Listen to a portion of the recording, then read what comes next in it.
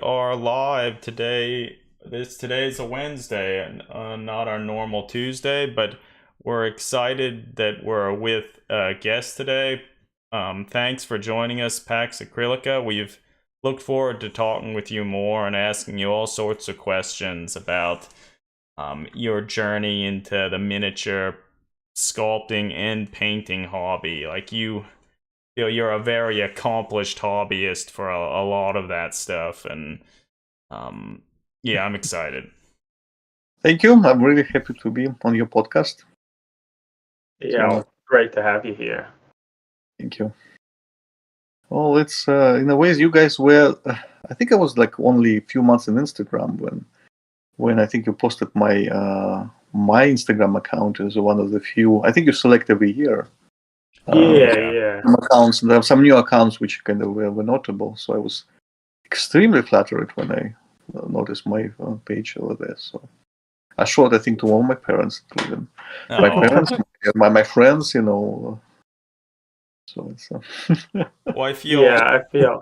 that's yeah. We've now I don't know how many years we've been doing that, where we like highlight different hobbyists that have sort of inspired us over the years, and I feel it's one of my favorite things to do every year, because I feel the more we can sort of spread other people's work and get people excited about different things, the better, because I know I I just like seeing more things and get inspired and sort of get ideas on how to approach things. And I feel certainly with a lot of your work, you do a lot of sculpting and a lot of really impressive and nice painting. So like oftentimes I like almost can't wait to see what next thing you've sculpted, and then how you then choose to put paint on it. And like it's always very interesting and exciting.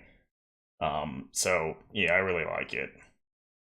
Thank you, Adam. Yeah, some think of the internet is there. You look Yeah. around and yeah, there's a little, it's a lot of inspiring kind of blogs. So Yeah, agreed. And I feel the yearly thing, picking out hobbyists that like we really like. It's fun just to like. I usually save stuff on Instagram throughout the year, and it's fun to like, as the year comes to an end, to look back at all the cool things throughout the year and just reflect on them, and then write up some stuff about it. It's fun, and I think it's just nice to connect with other people who also have kind of a passion for the hobby. yeah, and it's neat to see how people approach things in like different angles and have sort of different things they focus on. mm-hmm. Yeah, I mean, it's and we're just few people who use Instagram properly. We post the pictures and we reflect over the pictures, share the pictures, get inspired. My wife kind of tried to use Instagram, and apparently she got some amount of I don't know where she found it. Some unrelated, either political information, something scares her about, her pregnancy, and she's like, I stopped watching Instagram because it just doesn't give me anything. So in another case, well, like if you for whom social media is a very kind of uniting medium, just work most positive way possible. So I feel Instagram, social media is tough. Instagram in general, I feel if I wasn't in like the miniature hobby and stuff like that, I don't know how much I would even use Instagram. Like I feel it's a great way to just look at different artists from like all manner of like painting, sculpting, miniatures, origami, like whatever. It's just a great way to show your work and then actually interface with other artists and stuff like that. So I think over the years, I think it started out mainly following like people painting and sculpting miniatures, but it's since branched out from there into even like photography and stuff of like birds and amphibians and all sorts of stuff. So it is sort of a great way to interface with people's interests. But yeah, so I think that's it can also be more just Oh yeah, Greg, continue I there. was gonna say, I think social media can be an interesting thing with a lot of things like Facebook and Twitter. At least from my experience, there's a lot of people fighting and arguing about politics. At least when I was on Facebook and Twitter, I saw a lot of that. Whereas I'm sure there's a bunch of that on Instagram too, but since Instagram is focused mainly on images, Mhm. it's easier maybe to ignore some of that as you're just focusing looking at pictures of things that you might think are Yeah, it cool. can just showcase people's work and passions and stuff. Because I guess, yeah, I don't necessarily know how everyone interfaces with it, but I feel a lot. Just look at the pictures. Like, you can write a whole bunch of stuff in the different posts and such, but whether or not people read them, I would tend to say a lot of people don't, because oftentimes you might have a bunch of information in there, and then the first comment you get is essentially asking a question that you've already answered. But I mean, whatever, it's fine. Frequently, yes. But again, I mean, our community is huge. As a community, Yes. has many aspects to that. What I like about, like, it's interesting actually if you compare, like I would say, my national segment in Russia about commenting. At times, especially in the times of the competitions, or some kind of, when people bring the miniatures and then there's some aftermath. Yeah. People may more unhingedly argue about, do Okay. they like this work or not. Yeah. I think in the United States, many of Facebook groups and Instagram kind of showing, it's generally very positive. Yeah, Yeah, people I kind think of like that's- come and give a compliment and you do the same. Yeah. Like you yeah. see some good work, you just go there and say, well, fantastic, I love it, and Yeah. and you feel good. Yeah, you get inspired, and the person get kind of some supported and inspired. So Yeah. that's good. That's certainly how I interact with it. Do we want to maybe just move into the podcast portion of this, and then Yeah, I think we afterwards we can. can continue to chat about whatever? But I feel if we delay it too much, we're probably gonna verge into some of the same material. So just to be as Yeah. efficient as possible. But if people are ready, I'm gonna just do the introduction thing and. Ready whenever. Is it? Yeah, okay. I can talk by walking. It's not very professional, but I need to get a charger. Otherwise, Oh yeah, that's I fine. stop just in the middle, and I better kind Yeah. of save myself from such embarrassment. So Yeah, that's fine. Mhm. Cell phones are an impressive thing, but batteries are always Yep. difficult to cram into such a small piece of. There's your workbench, or at least part of it. Oh, you saw it, huh? Very briefly. Yeah, very briefly. Everybody has a workbench. That's a rule. True. Okay. And now I feel much better. So. Perfect. Yeah. Oh, it's good. Mm-hmm. All right. Yeah, but if people are okay, I might start this. Yep. Hello, everybody, and welcome to Dragged into Turbolasers, a miniature wargaming podcast from the people behind the blog Between the Bolter and Me. And today, I'm your host, Eric Wire, and I'm with my two brothers, Adam Wire. Hey, everybody. Greg Wire. Hey everyone. And I'm excited that we are joined with a guest tonight, Pax Acrylica on Instagram. We're really happy to have you here. Oh, thank you. Hi. Yeah. Hi, everybody.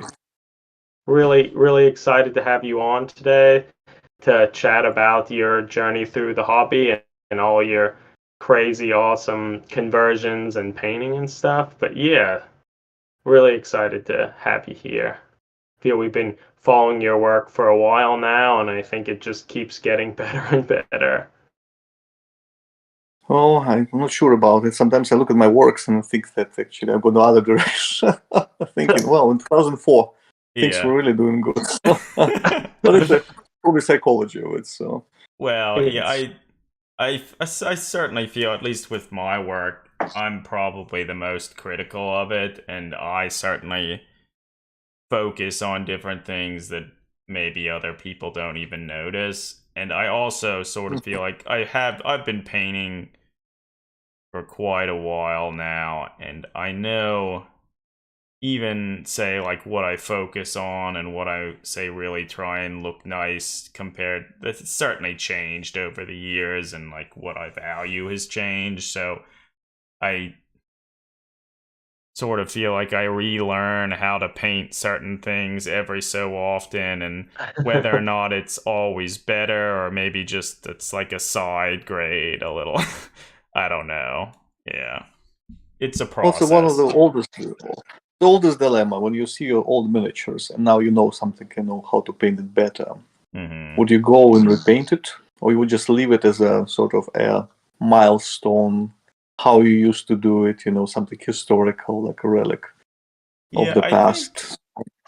I think most of the stuff I would largely just keep it as it is, particularly if it's something that I put like sculpting work into it, or if it was maybe just a miniature from like the box, not modified. I don't think I would be as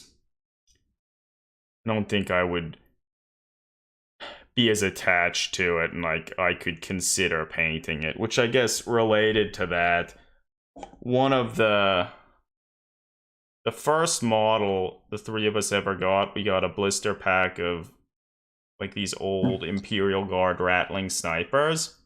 And I think at the time when we were young, that was one of the few blister packs that you could get that actually had 3 models in it. And so there were 3 of us. So that's what we got. And recently, I've taken one of those models. We took the paint off of it. I've modified it a little, sculpted some things, and I'm now repainting that. Which you can't really see it here. But I'll repaint that one. The other 2, we're just gonna leave them as they are. And I think it'll kind of be a nice little contrast to see like how things have changed. And things have certainly changed a lot from like we were in like wasn't even high school We're like when 12 we were years old. Yeah, so we were really young. Well, and, you can pick up the milestone like time, for example, every 10 years, and you can repaint one of them. Yeah, that's actually a kind of a nice idea. Yeah. So, or just buy more of those on eBay and then add it to we can find them probably. But I think most of them, I think I would largely just keep as they are to kind of see how things have progressed. But yeah, I feel in some instances it's sort of neat to kind of go back and not necessarily have anything that's too precious to like potentially revisit. But yeah, do you have what's sort of your thought on that? Are you?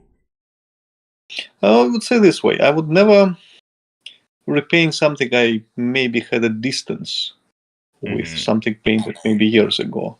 Yeah. But sometimes I finish the work, and sometimes, especially, I have some internal doubts. I can reach some of my friends who paint much better, and if they said something, I then since have a kind of compulsory wish to do exactly all kind of change and repaint and alter, and I usually do.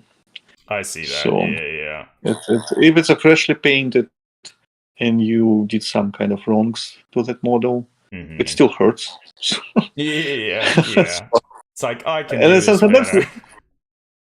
I have a friends who what I found is that it's hard to judge your own work because I don't know, your eyes get kind of tired and you stop seeing these differences. So if you reach somebody who look at it give it a fresh look, and what they do is actually they immediately point to you something, and the moment they did, you immediately see it. So then it's just become a.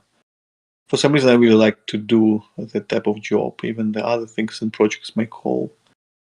And I'm not going to post it back on Instagram. Maybe sometimes I do, but it's just for the own sake of, I don't know, keeping the peace with it or something. So. Yeah. Well, I think I think it is good have other like groups of hobbyists or people to share your work with and get opinions and stuff. Because like with lots of things, if you spend too much time on it, like you kind of your eyes sort of glaze over, and it's harder to think critically about it or envision like changing something when you've spent so much time on it. Yeah, I think sort of Oh.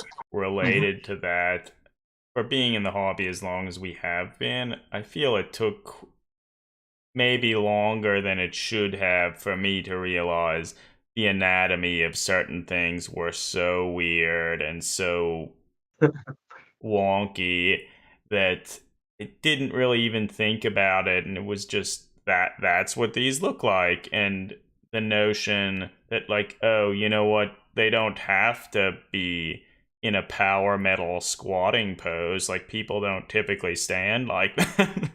And I feel it took me a long time to sort of come to that, when like an outsider might look at him and he's like, why are they standing like that? It's like, oh. But yeah. Well, eventually, over a period of time, when it's all become vintage, people call it, specific artistic style. Yeah. Yeah, the Games Workshop is getting better with that. The models certainly nowadays are much more pose-wise, much kind of better. But yeah, in the past, it was pretty much a very. Well, I feel I went through most of my life looking at Space Marines and not realizing that they kind of didn't have torsos, or they had the upper part of the chest, but hardly had an abdomen, and I didn't even notice that. Yeah, that's why. Yeah, I guess it's kind of Games Workshop in many aspects teaches us, perception of hobby, like in the ways we look at the miniatures and how they should be. They in many aspects quite somebody who provide the norm. Something Yeah, people that's look a at the good way hobby and to then they say change it. something. So because they are the biggest kind of miniature producers, and yeah, if we only utilize the miniatures, then it's. I even remember there was in the past a company called Rackham. Yeah. I think it was Confrontation, French company, and the miniatures was drastically different proportion-wise. They were like a more realistic looking, and the hands and everything else was smaller. So they really has a nice, beautiful look. And I remember how my friends, who were really big fans of the Games Workshop at the time, were arguing, saying that actually that kind of grotesque. The Games Workshop miniatures look very grotesque compared to the, if you put it together, especially see it. And I said that this grotesqueness is actually a positive thing. So this is something of the, a special art style. It's like, it's a change in it for the sake of, not being too realistic or something like that. So again, for them, that was a norm, not Rackham. Yeah, that's and Rackham died eventually, so who cares? Yeah, although I still have a box of metal minis from them, I think in Russia, still back in Russia. So, well, talking about scale and such, I feel you convert a lot of cool models and actually play around with scale quite a bit, from like sculpting really tall, lanky humans to like these big, corpulent, like monstrosities that maybe have like can't walk and have anti-grav stuff. And that's not really something I feel Games Workshop does a lot of. Like, what led you to kind of explore things like this and kind of mess around with scale and things like that, as opposed to just relying on kind of the models GW makes? well, I just like present bodies, like, I don't know, how do they call it? The corpulence itself, I think it's a quite simple in my mind, associated frequently with some amount of power. So, and I think Baron Harkonnen, like an iconic character for many people who read the book.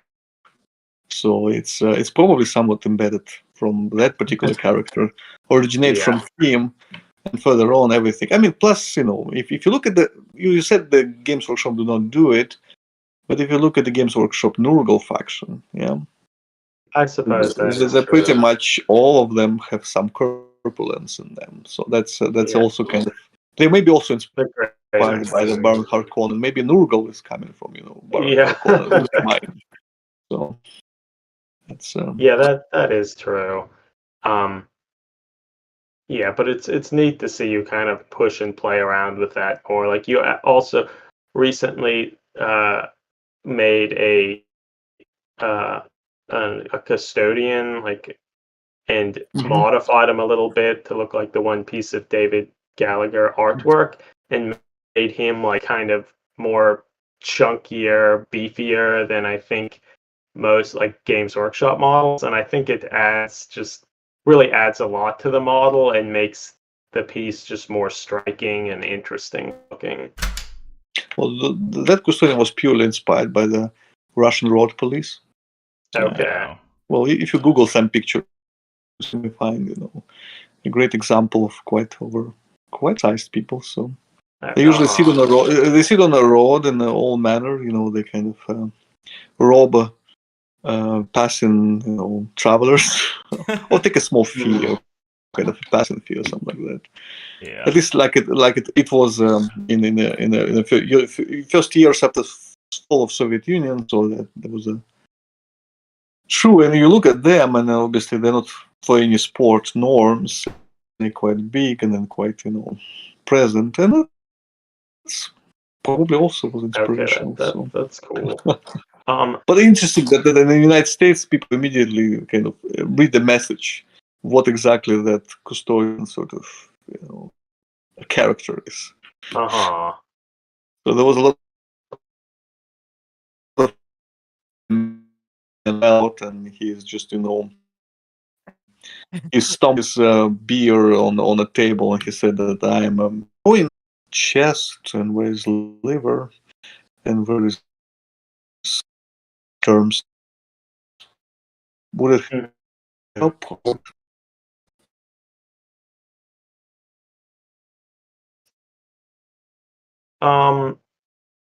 It seems, is the strangers here? Yeah, sorry. It Like, seems or- like. Yeah. Oh, maybe it's back. Yeah, for some reason, I think my connection on this end has been a little choppy for maybe the last minute or so. Okay. Seems like it's okay now. I don't know. I don't know what it is. But maybe it's fine. I guess. I mean, we can just. Well, some of this stuff can be edited out, so it doesn't. I don't think it matters Yeah, too much. I mean, we can just keep pushing through and chatting. Like, I can cut this audio stuff out. Well, all right. So I guess we can keep going.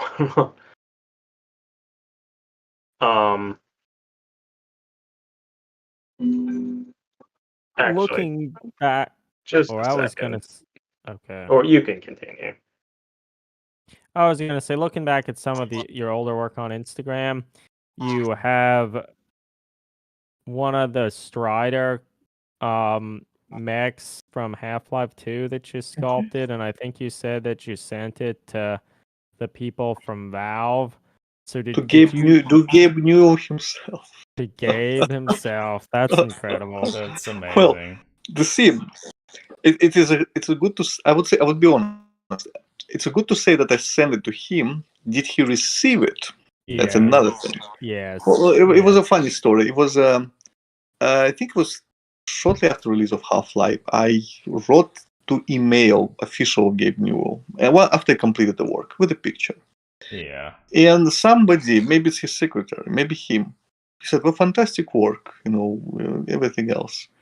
And I just, I wrote, and he said something about, well, great. I said something in the first email. I said, "What, I did it, and I just want to send it to you, just kind of to the office or something like that, just kind of a small token of appreciation." Now, it was probably a very cringy thing to do, I think nowadays, but at the time, that's what I did, and I said, "Yeah, it's fine, great, and if maybe you would bring it, and this is our office, we'll show office and everything else." And I said, "Fine." And then I just, when I was in America at the time, I was just kind of passing by because I haven't started my training yet. I would just come to New York City for short course on a language. I just packed it, sent it, wrote a mail that I sent it to the office and everything else, because obviously I couldn't travel where they're located. Yeah. And that end of the story. So it's kind of, I can't say that I just did it for exactly that person. It's just I thinking what to do with it. So why not to give it to the person who is, you respect the most for making such a great game. So That's fair. what Yeah. happened? Did Wow. it survive and everything else? It's kind of well. I hope Gabe got it.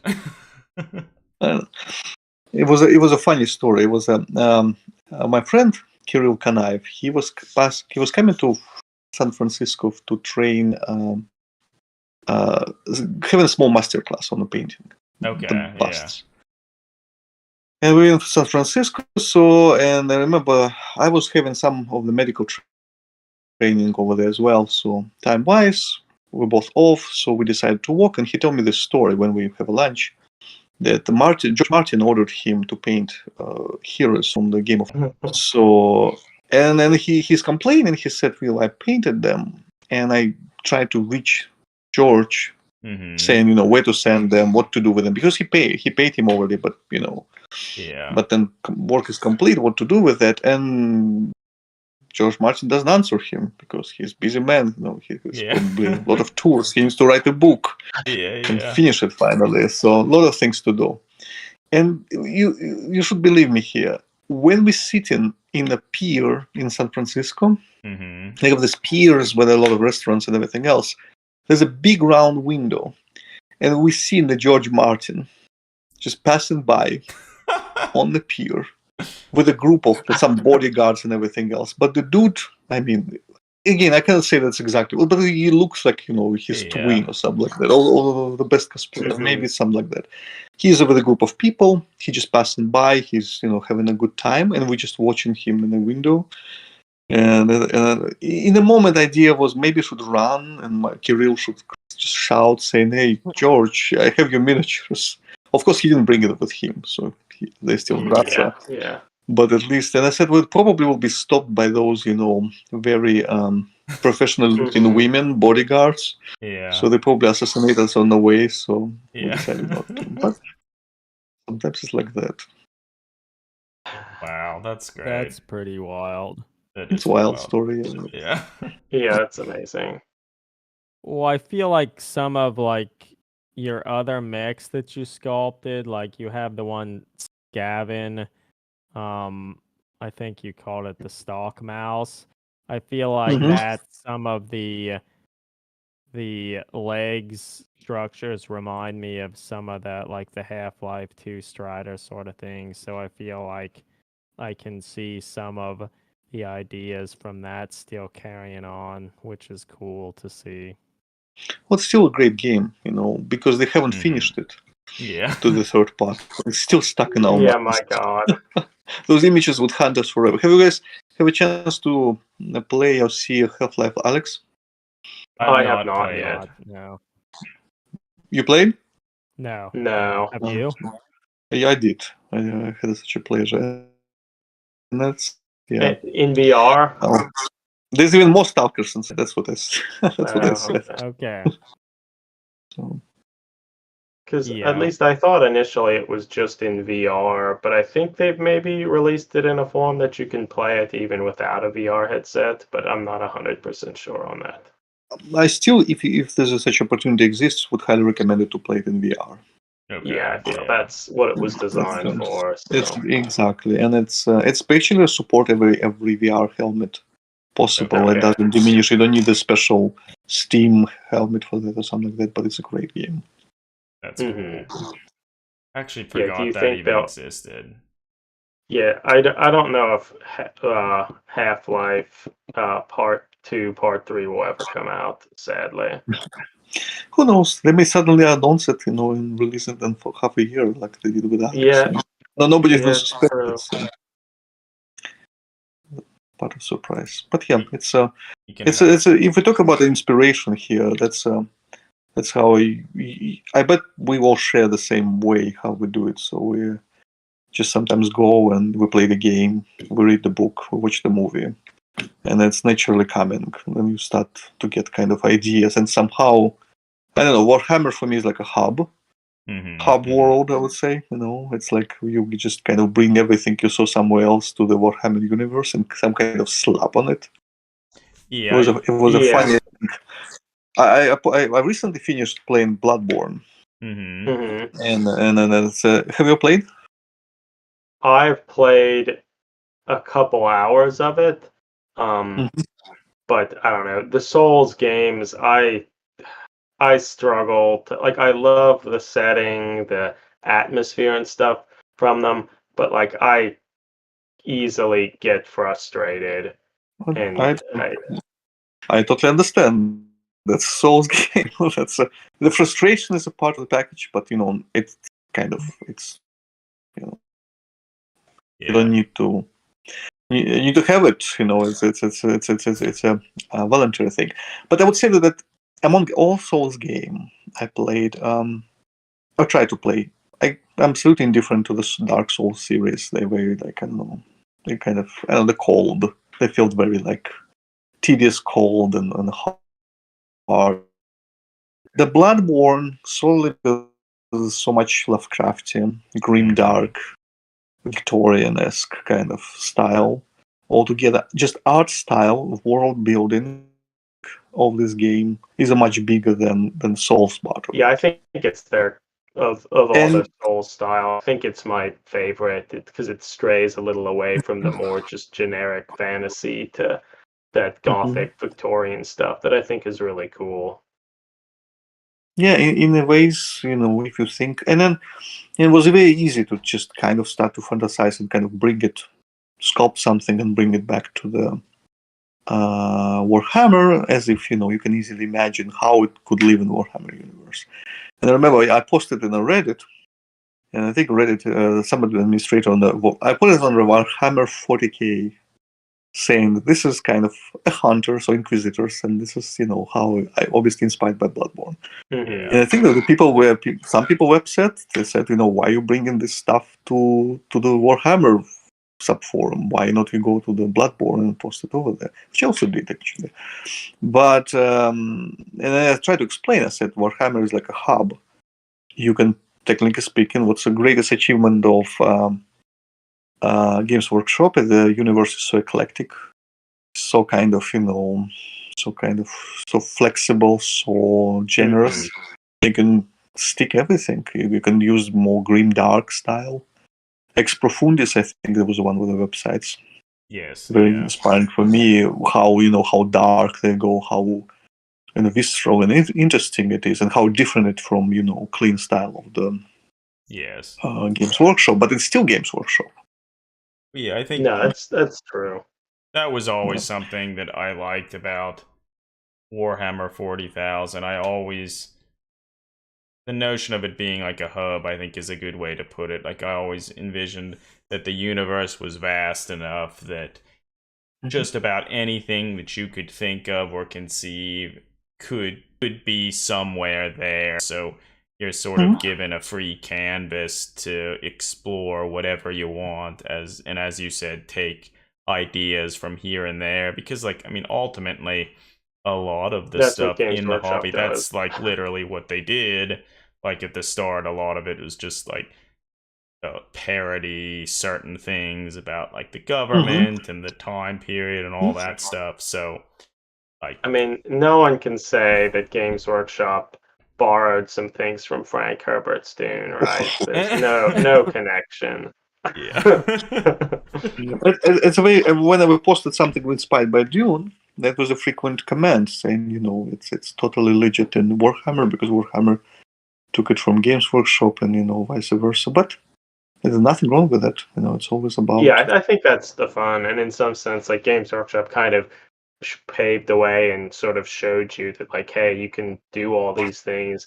And I think part of the fun as you get more into converting and things is realizing like you can bring all these things in like Games Workshop often does and make a bunch of cool models. Because I feel you do so many really incredible kit bashes and sculpting work and create things that just aren't in Games Workshop's lore or IP directly, but it just fits in instantly, and it seems like why wasn't it always there to begin with? And I think that's really cool. But this And is how they set the game. They set the game by giving you this proofs. I mean, with the details, which allow you to work on it from the beginning. So you need to take all these details and put them together. They don't sell you miniatures. Like, I think the biggest Rackham mistake was that they, at a certain point where there was not much to glue together, they made from the metal, which was harder to convert. Yeah. And then at the end, they, for some reason, decided to, thinking that people probably were frustrated with the painting and assembling, and they started to actually sell sets of pre-paint miniatures, which was seen, of course, because they immediately took this creativity concept. And Games Workshop, by giving us generous amount of bits, sort of generous variety you can assemble, this helps kind of stimulate this aspect when you really can do kit bash, because half of the things you want to include in your miniature is already provided by Games Workshop, just a different. You don't need to follow canon instruction how to gather it all together. You can combine your own way, and I'm really grateful that they provide. So yeah, I think it just primes people for like the idea that you can swap things around and maybe try to do some sculpting, and the more you do it, the easier it is, and the more you probably want to push yourself. Like towards that end, like how did you get involved in the hobby? And then how quickly did you start to do like lots of kit bashing and sculpting and stuff? Was that something you kind of started pretty quickly, or is that a later development? you mean hobby by exactly miniatures or Miniature, I would say miniatures. But I mean, yes, pretty much always miniatures. but It was always. could be like, oh, I was into D&D or something, and that led to miniatures. Like any of that, that's fine. But I honestly, I totally grateful for my hobby. Kind of unusual confession to my dad, who is an extremely busy man, very kind of old classic style, and he had a very little time to play with the kids. But those times when he played with the kids, sometimes we sculpted something, and then you just like to do it in a very simple way. But kind of when you get these impressions early in childhood, it's almost set you in a way like. Yeah, very formative. Yep, and then the funny thing was to in at the time Soviet Russia or early post-Soviet Russia to find the material, because there was no really materials available. Just it was just a clay. There was no FEMO or something you would sculpt and then harden it. So I was doing some crazy stuff with actually styrofoam. So the styrofoam you buy from the boxes, you can see the cool mini or not actually. Some of them are early miniatures, and you can clearly see the cut of styrofoam glued together. Oh, that's amazing. So few ever survived. It was much before the Warhammer, but even in Warhammer was this kind of spill period. But for some reason, I found this material extremely comfortable to work with. Okay. So it took me some time, to return back to conventional green stuff, and then getting some epoxy on hands. So, but for some time, it was like I think my first works are pretty much all made with the beads, but also the rest of the material was stuff. It was just a styrofoam cut and glued. As crazy as it sounds. So That's cool. That's when you prime it could start to eat. Like, cause I remember back in the day, we made some terrain out of styrofoam. You're right. And You never priming primed it. It would like eat itself away. Yeah. Exactly. I did it once, and it's eat itself away. Mole machine, I think, was mostly made from the styrofoam mole machine, Skaven mole machine. Oh, yeah. You can see it over there. So yes, some of these kind of early projects, and the Warhammer was actually interesting as well, because again, my parents were thinking that studying English is a big choice when you live in Russia. and I remember that my parents sent me for a couple of weeks to live. Like it was like exchange for the school students, and I went to Great Britain.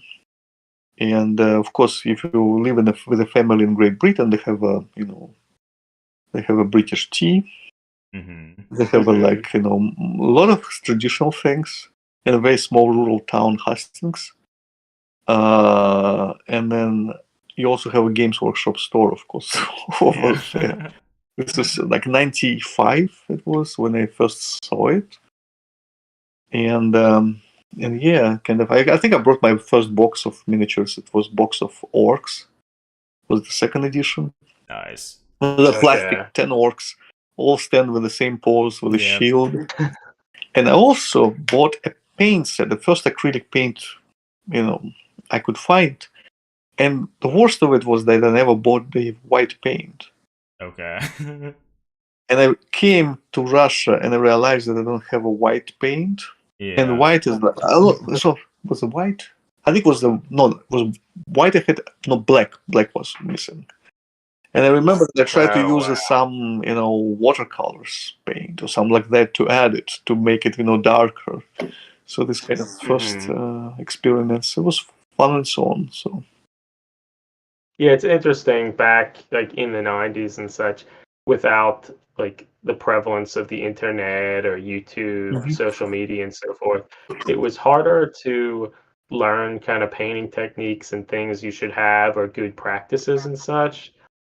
So we certainly have some pretty abysmal looking miniatures from that initial learning period. But in some sense, that's kind of part of the fun, trying to explore and experiment with things. I agree.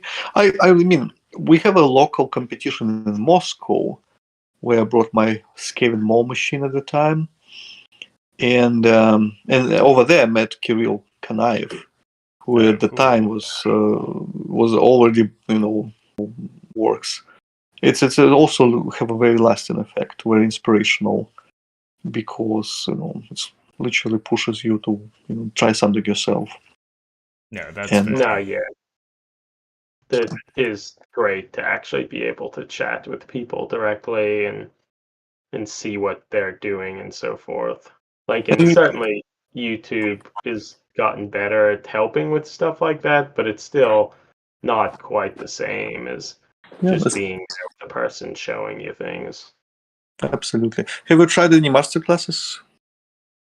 No. I've not really had any training for painting or anything like that. It's all just stuff that I taught myself, and I guess in more recent years, with the advent of Instagram and stuff like that, since I just see so many more things, so many additional approaches and stuff, I feel that has certainly pushed me to try and do different things, like get in like more like light sources and all that stuff, which I don't know. I feel if I hadn't been exposed to so many different styles and other stuff like that, it probably would have taken me a lot longer to like start exploring some of that stuff. And I mean, who knows, maybe I never even would.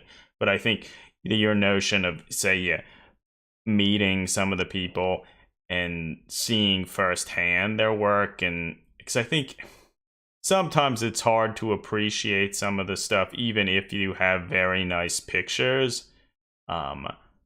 Seeing the stuff in person, I think, can really go a long way to inspire you or give you a better sense of maybe how certain things were achieved. I know, like, even some of the models that I myself have painted, like, if I come back and look at them in a year or two, I sometimes surprises me, like, that was a lot smaller than I thought it was, or like, so, I think... But for classes, I feel I could see if I went to like Adepticon or some like a convention, I could see maybe to take some classes, because often people will host stuff at the Adepticon or some of those conventions. But I feel we haven't really had the opportunity to go to any conventions with stuff like that. Sadly, have you been able to take some classes and such? Well, I said this was Sergio, I think, Sergio Rubio Calvio. He was coming to exactly in 2020 to Okay. teach his first masterclass in the United States. Yeah. Unfortunately, it's all cancelled by pandemic. Yeah. Yeah. And everything else. My experience with the Adepticon was, I think I had a class when I was in San Francisco. Kirill was teaching the class, and he just offered me as his his friend to just attend it. And after that, I went to Adepticon. He was also there, I think, next year with some other painters. I was not so much impressed by Adepticon because, unfortunately, they only have a limited time. Yeah. And here, all I was able to learn a lot of things, but it's all very teacher dependent. It's not the best painter, kind of, but unfortunately, they have such a limited time. Then skill of teacher skill and ability to limit yourself to just teach maybe people small things, not really try to spread.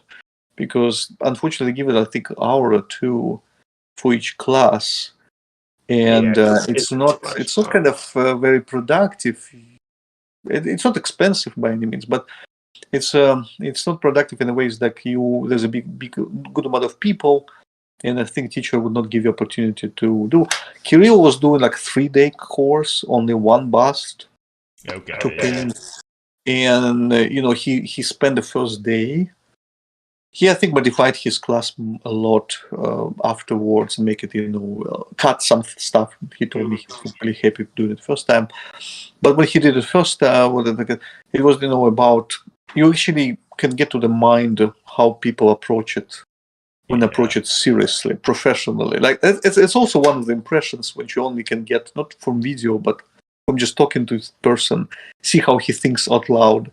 And then you would see him, like he bring you, when you paint the leather, he bring you so much references. He show you how the leather different. He show you his personal library collection of pictures when he selected over the period of time, how leather looks here, how it's a dry leather, how it's, worn leather, and everything else. And you can start seeing it as well. And then he explained you how he approaches, how he paint leather. And you would never be the same after that class. But it's some brain pressure because there's so much information he possesses inside him. So when he teaches you, your head is about to explode. I think on the third day nobody could even follow him kind of, if everybody was so tired. But it's in a ways like just kind of get a glimpse in a real. For some reason, I only can do it when I in personal communication with somebody, so I only can learn it the most complete way when I'm talking to somebody or seeing how this person does it and everything else. So not from reading something online. It works. Reading is the hardest. Videos sometimes good and everything else, but unfortunately, what is with videos is sometimes you need to sit for the good 2 hours or an hour maybe for video. Yeah, and look through that and kind of, there was a lot of videos. I think I was following on Patreon, Sergio Calvio, and I did some shining armors, how he did his technique of the shining armor. And it worked. It worked as well. If you ask me to grade learning experiences, I would say the best is, of course, when you just kind of simple. And it's actually everywhere, like even medicine. Like the best I ever learned something in my profession was also when you meet a kind of a great professional, and you just impressed by everything of personality, of the magnitude of knowledge, of talent, and it just leaves some kind of print on you. So it's not about just information. It's much more than that. Or it's about information, but not just the information related to exactly technique or something like that. Yeah, that makes sense. That makes sense. Could you speak a little bit about how you go about doing some of your conversions? Like, do you make sketch things beforehand, or how do you go just generally about a process? Do you see a model, like a Games Workshop model or something, and I want to modify that, or? I think the latest actually for hobby. Just make the procrastination help you. You know. Yeah. Yeah, that's funny.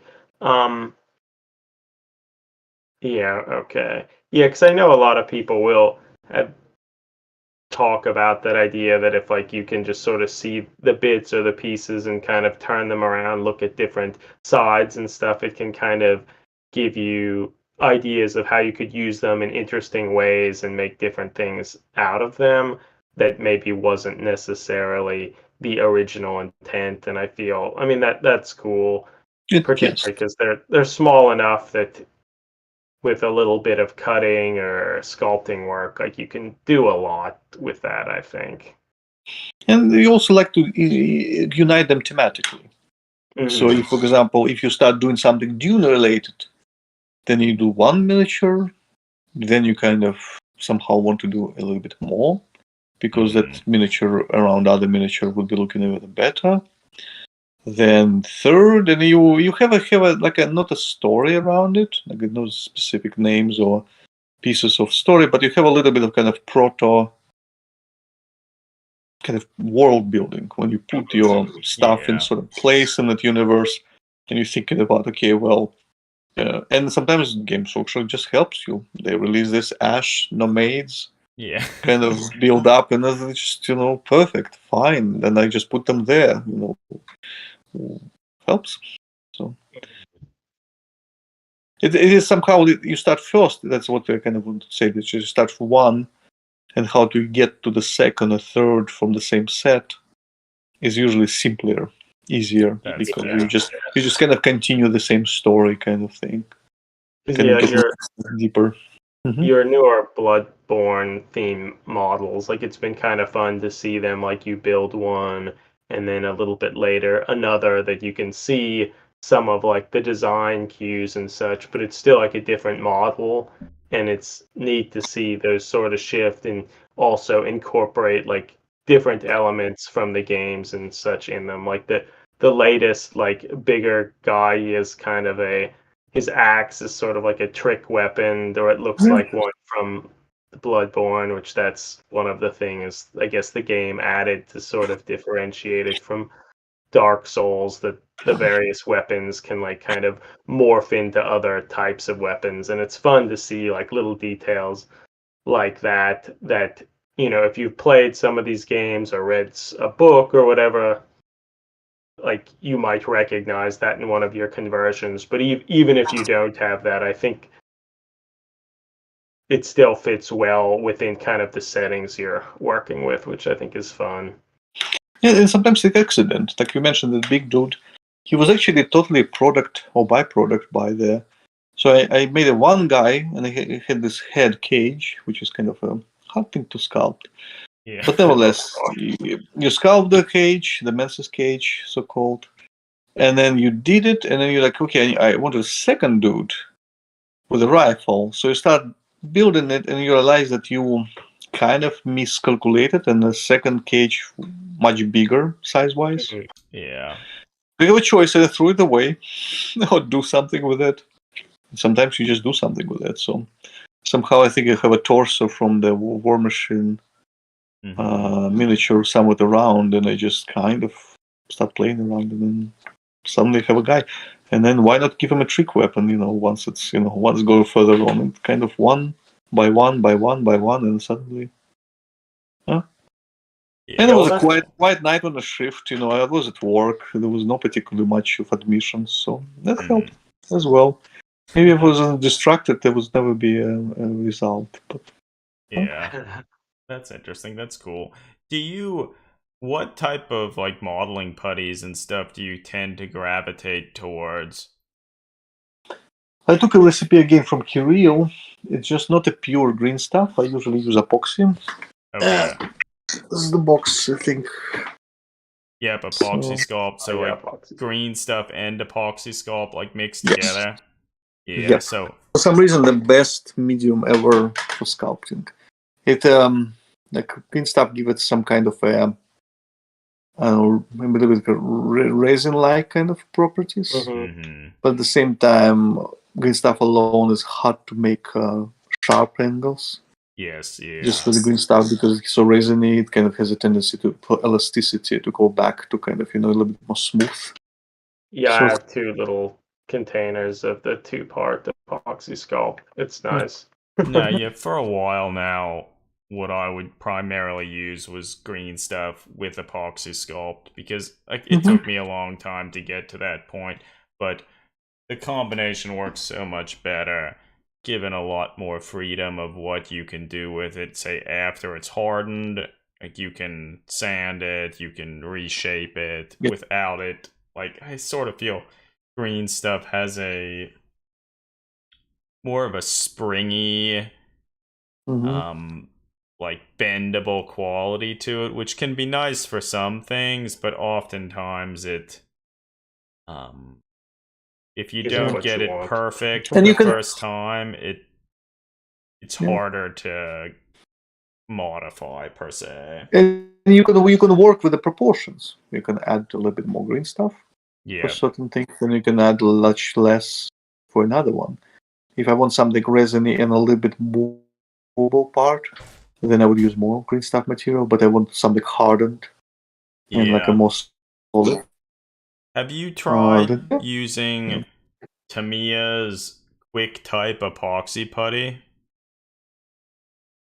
Nope. So I Is was it good? recently suggested to try it, and I Mhm. haven't used it extensively yet, but I've used it a little, and it functions very similarly to a mix of green stuff and epoxy sculpt. Like, it green stuff, so there's a, like, but I'm always sort of interested to try different modeling putties and stuff, because they all sort of behave a little bit differently. Like, I feel the second putty I really played around with was Milliput, and that is very nice for certain things, and that you can mix with green stuff as well, and it, I feel, makes an easier and better putty to work with than just green stuff by itself. I tried it. I agree. But I guess moving on to some other stuff. One thing that I really like about some of the creations that you do is that like you're not just creating stuff like Imperial stuff like Space Marines or Imperial Guard. Like you actually branch out and do like orcs and Tau and whatnot. What draws you to some of these Xenos factions? Even though I don't feel they're as often explored by this sort of grim dark side of the hobby. I think my first actually miniature, I the Ex Profundis yes, website. I think they have this fantastic um, orc, which was I think was made from the what's the name of that miniature, Westigore or something. I think it's from the AOC, you like, one of the recent Warhammer Quest kind of game. yeah, And it was like big, like animal type of boss. And they combined the body of the orc, and they made the orc who is like painted with this kind of. Has this war paint, like white war paint with the arrows. Yeah. It's such a cool miniature, and I kind of immediately wanted to make exactly the same copy. It rarely happens to me that I exactly want to reproduce something what other artists did, because you have so much things you else can do. Why? But Yeah. sometimes, like all this custodian, you just see it and you just want to do it as well. So and then, yeah, it was super inspirational. So in that sense, that orc was really a good example how they showed such a grim dark in that character. So, and I think that something similar happened to me. One of my first miniatures was also the Tau, which is holding the head of the Imperial yeah, Guard. that's cool. That was fun as well. Like you can definitely, there's a lot of darkness in that greater good. So Yeah, nice to see it. I feel that Tau Fire Warrior with the head was one of the first miniatures I remember seeing that you created that really struck a chord with me, and like how it conveyed like a darker side to the Tau that's all not just like, oh, shiny, greater good type stuff that I really liked, and just a really cool model, which I guess maybe that could lead into us chatting a little bit about your painting process, because up to this point we focused a lot on the conversion process and sculpting and things, and I feel we'd be remiss not to talk a little bit about your painting, because I feel it's a really cool style that I guess emphasizes some of the gritty realism of things and isn't just like an heavy metal clone. And I really like it. How, like, what led you to this sort of painting style, or do you have just any general comments on how you like approach painting? Consciously, it's really hard to discern, how you exactly what is your style. It's just, I think it's possible to say. I think I put painting as a very secondary thing, Mhm. solely because that good quality painting takes so much time. It does. Like, I will not be able to paint as many miniatures as I can paint, and I think, my proportion is like 1 to 4 sculpted and 1 painted type of thing, or maybe 3. That's still pretty good. You can see even an Instagram account, you would see actually exactly, sometimes it goes exactly 2, 1, 2, 3 painted, something. But the point is this: it's again, if you're going to put really good quality on it, then it takes time. Like, all my friends who paint professionally for the money, they always recommend saying, well, like, I would put audiobook, I would put something, and then just my body just perform this blending and putting constructing of the colors, constructing of this almost like subconsciously, but it's just such a tedium in a way. It's like, takes hours. So it's not all the time available. So I kind of branched in. I started with acrylics, and then I branched with something exciting called oil paints. Or called oil paints, like they were just invented. Yeah. But in the miniatures, it was something people used it mostly for, like, if you paint the scale, like tanks or something. Yes. It's a good effect for the discoloration. You just put a drop here, kind of a little bit shade of some different color. It was a long known technique, but I never thought about how would you actually use the oil to paint something on the miniature, because it's always oily, thick paint.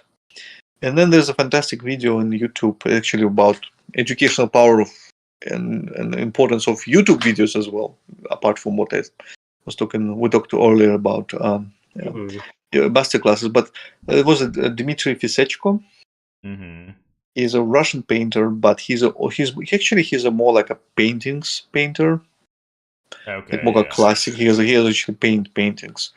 And in spare time, he also paint miniatures. And then he did this kind of video how he painted Sister of Battle. Have you watched it? I don't think I have, but it sounds like I highly recommend, just to give a glimpse of how he explains, and how he gets this blending effect with just one stroke of brush. Yeah. Okay. That's totally, I kind of felt that I want to try. So I bought some oil paints. I tried it. I actually did a Sister of Battle in his sort of style. I think it was near my Ulrich, the miniatures. Just something close by. But then I think Red Orc were the first miniatures now. And it takes time, and it's different. And it's also, I don't know, it takes time to dry, of course, and then you need to use the matte, like varnish, to paint it. And then you can paint actually the acrylic small details. Like, I don't paint still faces with oil paint, because it's usually easy to make a mistake, and then it will dry it, and it will be, unfortunately, looks a bit gray and all. But what it gives a little bit of the speed, and that's what I love. So for some reason, I like my miniatures being painted. So I'm not sure about style, but once they paint it, the oil paint is easy. I consider to be a little bit more efficient way of painting it. Yeah, I could see being able to like blend stuff. I mean, I've only done a small amount of work with oil paints, and a lot of them is more straight, like scale tank stuff, like making pin washes and stuff like that. But I could see being their slower drying time and ability to blend Mhm. could really help to just get some variation in colors and such. Because I feel you've talked about how you don't like to spend a ton of time Mhm. with painting, but I feel your models don't look like you painted them quickly. Like 'cause there's so much variation in color Mm-hmm. and sort of weathering effects and things that make them look realistic that I think they look really good, and I think you have a good understanding about color and how to just compose the models that it doesn't appear to me that it's like an afterthought. Not that you necessarily said it was an afterthought, but like they look really nice, I think. Yeah, Well, I nice. feel. Nice is what I'm targeting for. Yeah. Well, I think they look a I would lot not, I would better. not dare to go to any type of competition with them or anything like that. So, but if I Well, do it for myself, and I think biggest anxiety for me is that you sculpt, you create something new, and you leave behind continuously something, and you think that if you created the miniature, that it's just a bit sad that it just remains this color of plastic and green stuff, yeah. or a sculpting material. Yeah, kind of. But I think the paint just adds something to that as well. So I just wanted to get as much of that done as possible. But Yeah, it further builds on what you've already done. I feel, yeah, all the stuff that you've painted and you show on like your Instagram and Cool Mini or Not account, there's the there's like a extreme range and like vibrancy of colors. Like they're very deep, dark looking shadows, very bright different areas and stuff. And like I feel almost all of your models, at least when I view them, they're very visually striking and memorable. I feel if I think back at different pieces, different miniature artists have done, like so many of the things that I've seen you like sculpt and paint, like they stick with me very strongly. Like all of your converted almost like second edition Gargant like orcs and stuff like that. There's so much going on with all of them. Like how you painted the different metals and stuff. They're different on each of the different orcs. They bring out different colors. I sort of feel a lot of the stuff that I've painted, I say like the different silvers and metallics and stuff. They've never looked nearly as striking or vibrant or varied as like a lot of the stuff you've done, and like I find that like very impressive and very cool. no, thank you. Thank you. I'll say it's just a matter of, I guess, something your hands do sometimes, and sometimes if somebody asks you exactly what it is in it, it's hard to answer the question because it's just you Well, just. yeah, I sort of think back. I sort of also think back at some of the other stuff we talked about earlier. Some of it is just conceptualizing and realizing and understanding just different approaches, and like there are tons of different ways you could approach painting like something that's silver or gold or really any color, honestly. And they're not, depending on like how you've been painting for years and what you've seen grown up with, like you might not necessarily think to approach painting it like in this way or with these colors, etc. And um I think sort of understanding those approaches and just different perspectives, I think could really go essentially a long way with achieving a similar effect, even without ever having tried it before, I guess. Just And that's what understanding. academic training is for. Yeah, That's why the fair. people probably. I never had it, and I that's probably only regret, because you go to some kind of professionals, and the professionals, I assume, they just explain to you, what pleases the eye, how the combination of colors work, and everything else. So that's why Kirill, for example, he never had a professional training in the painting itself. He kind of self-taught. Dmitry, he had some professional training, and it helped him to his work tremendously, because sort of that you just apply to the miniature world, but rules are always the same. So, and sometimes, so in a ways, like whoever is not trained, I would say, for them it's a matter of luck. Sometimes you can lucky create some colors and add in them. Yeah, not so much, but that's fine. Yeah. This is kind of a tangent, but do you play any of Games Workshop games with any of your miniatures? No. That's what always horrified me.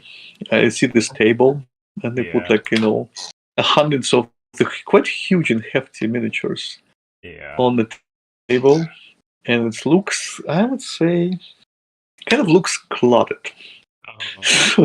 Yeah. I don't know how. Like if I'm a big fan of board games.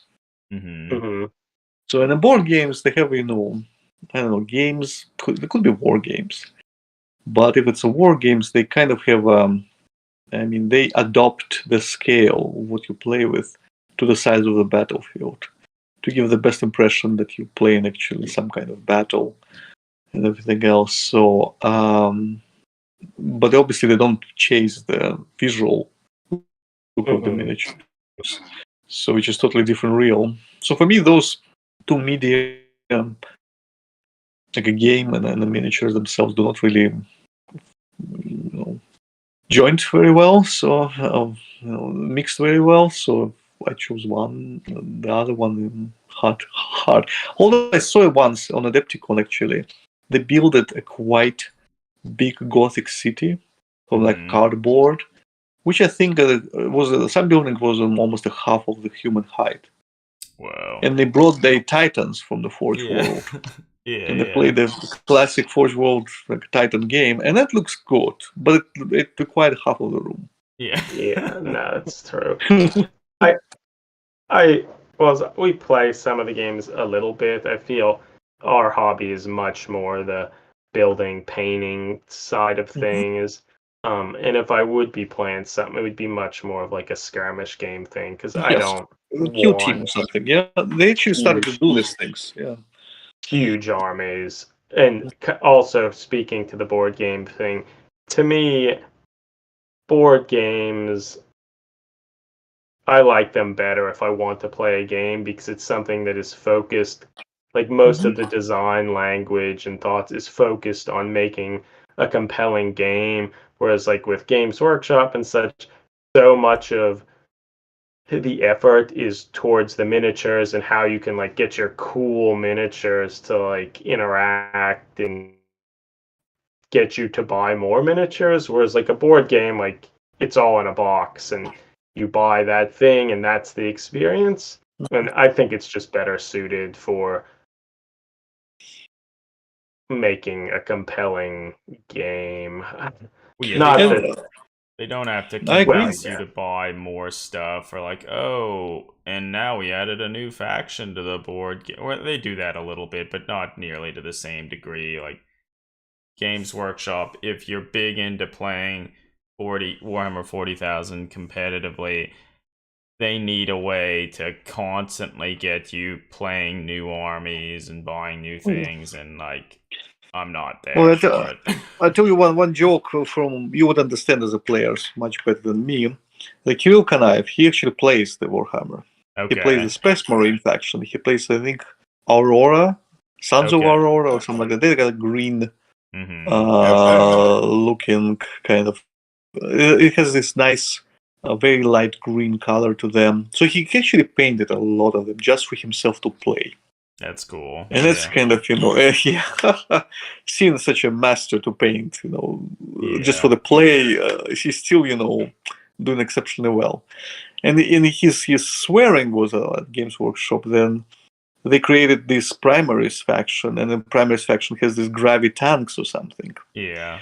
And he bought and painted and invested a bunch of the time to paint them, and then they sliced the rules because initially those many other looked cool, and then every errata kind of take away a lot of juice and coolness of it, just like you said, for the sake of people buying something else, or or they initially made them overpowered for people to buy them, and then they kind of cut everything down once the effect was achieved. So of course they're cool, cynical capitalists, but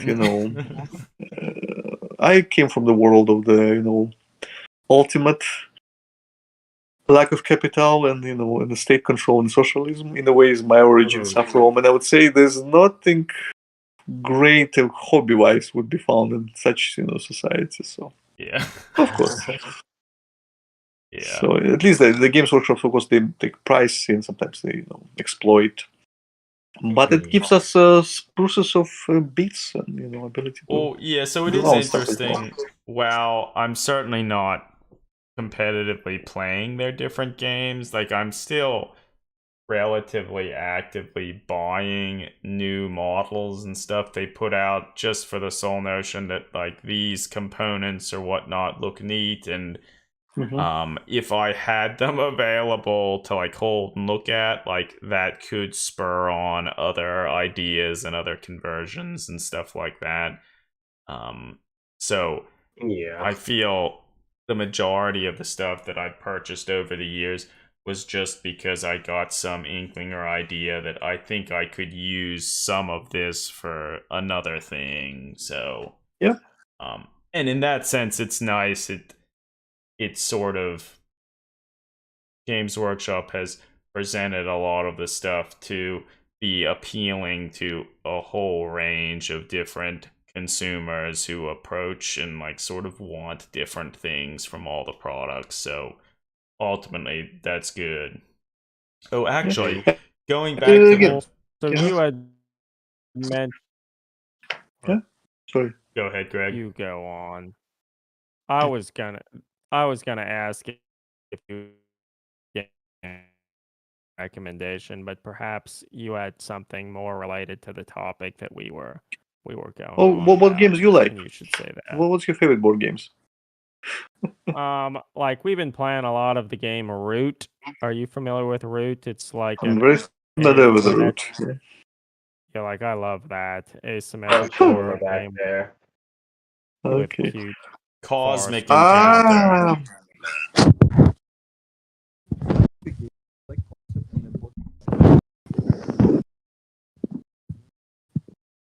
Actually, I can't hear you anymore.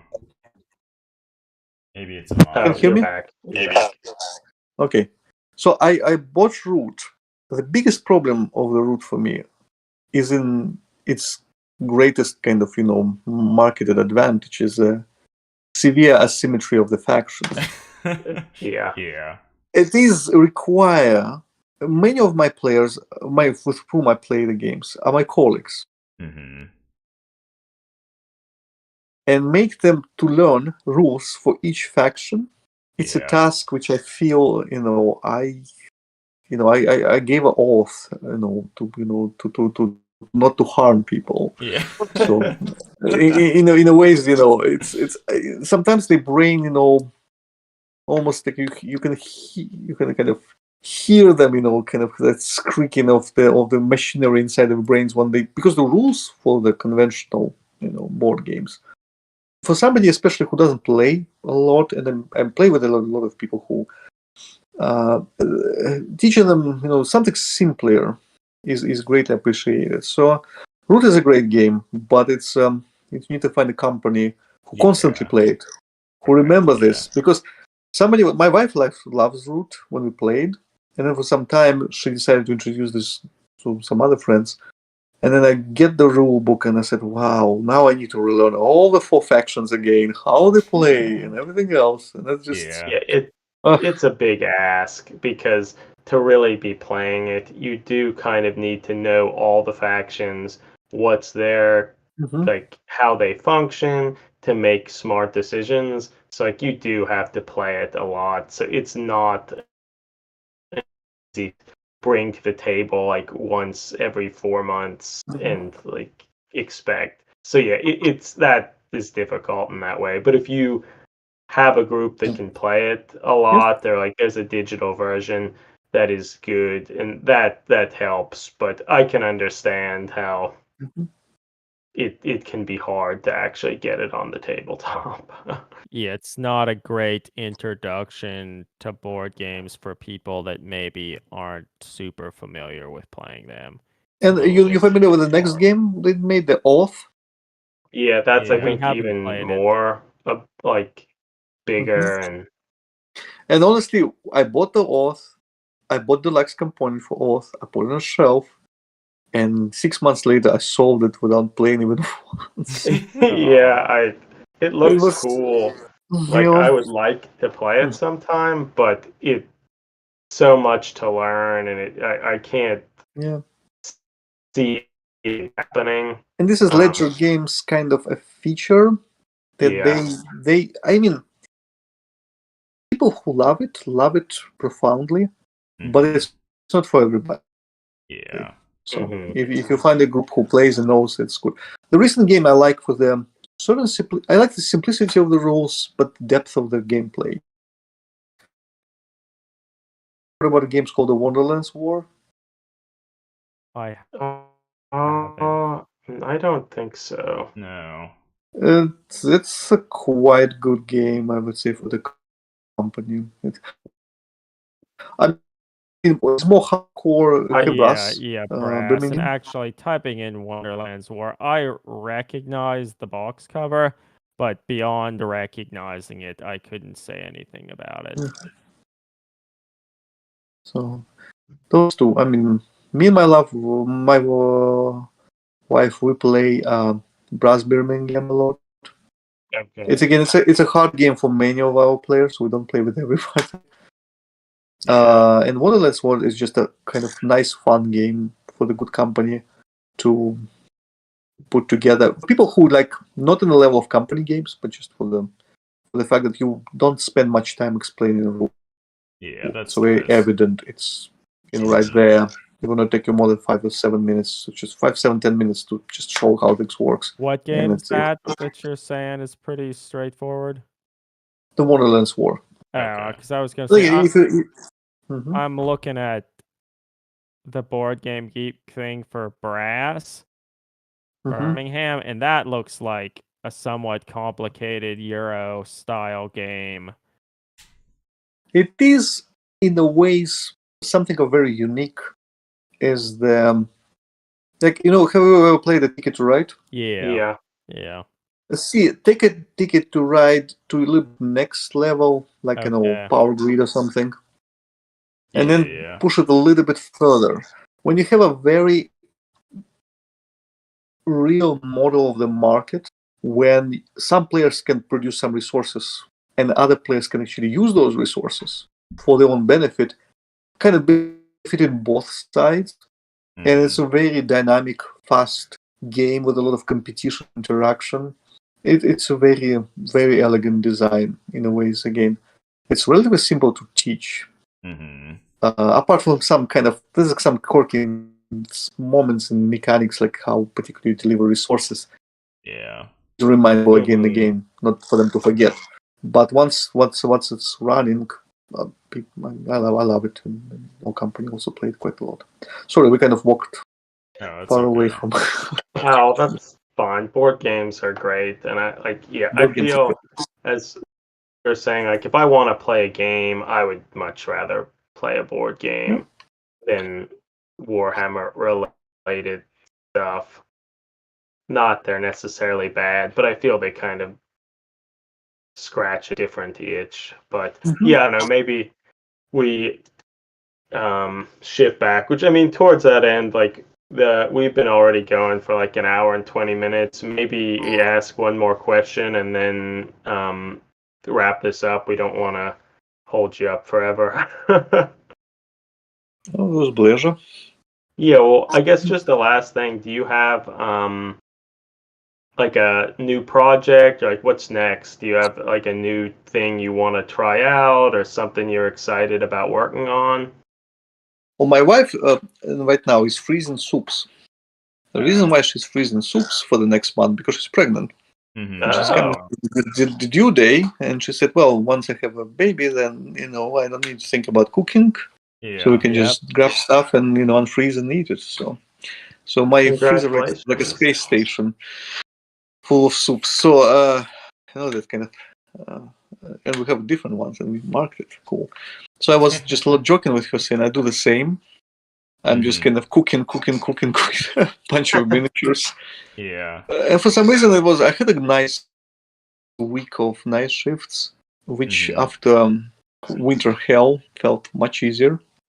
So you have just have time on your hands, and you can dedicate this time just not only doing a job but doing something else. Yeah. Because you usually don't sleep anyway. And then yes, I was like I said, I pick up this Adeptus Arbites. Spruces.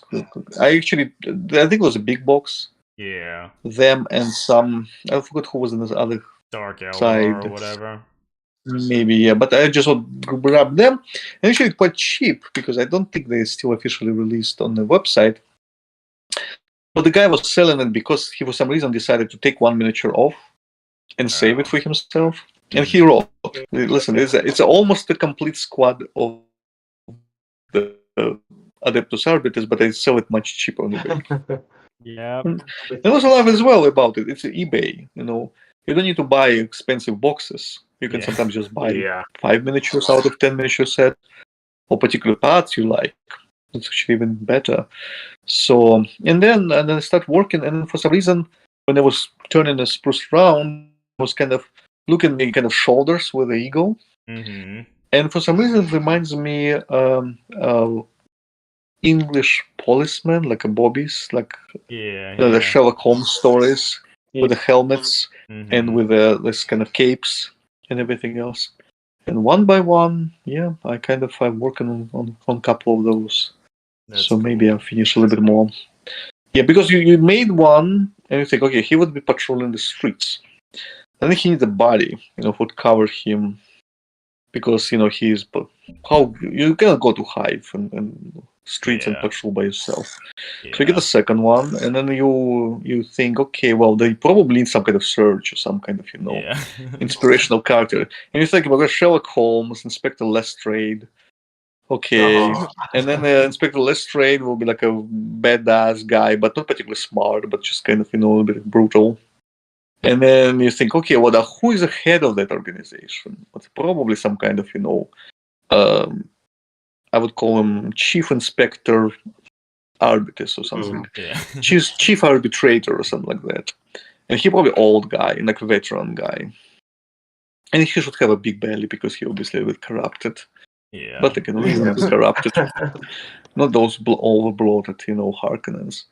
So, and then somehow you think, well, those people do all the leg work and muscle work, but who actually do detective job in a hive?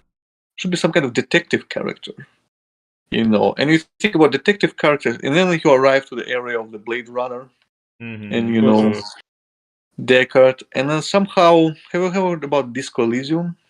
Yeah. It's my favorite game, I think. And then you arrive to the character, the Greg Dubois. So, detective extraordinary. Yeah, because it is how this cultural reference, fluidly go from one to another. Yeah. Your inspiration just looking at the spruce of the Adeptus Arbites. Would be final project or not, I don't know, but at least I think that's awesome. Tomorrow I'll post the constable, but the rest is would it ever be kind of real or not? We'll see.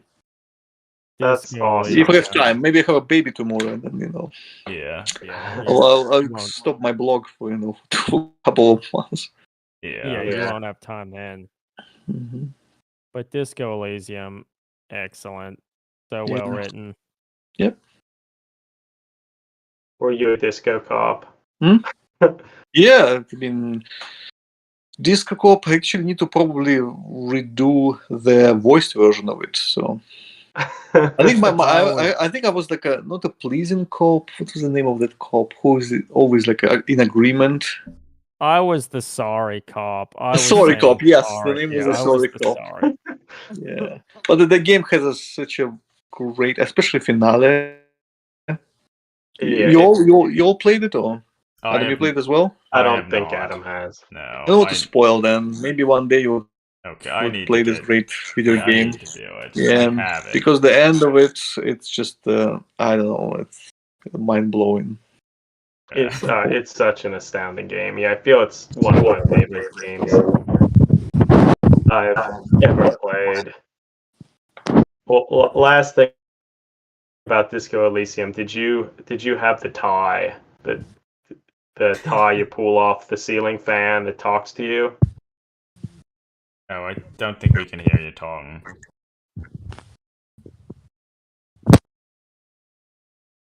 You hear me?